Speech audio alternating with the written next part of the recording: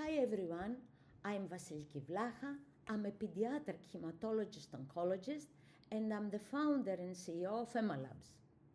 At EMALabs, we have a mission. Our mission is to bridge the critical diagnostic gap for 1.5 billion patients worldwide suffering from anemia and leukemia. We are the right team to execute this.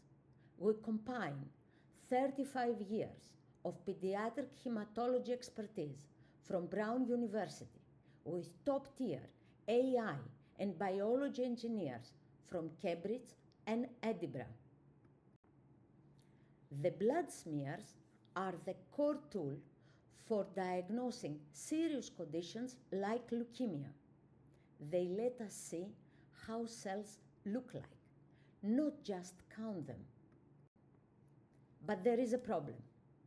The process is manual and slow. Because of this, 84% of blood counts worldwide never get a smear review, leaving millions of etiology undiagnosed. EMALabs solve this with an AI system that achieves 97% accuracy.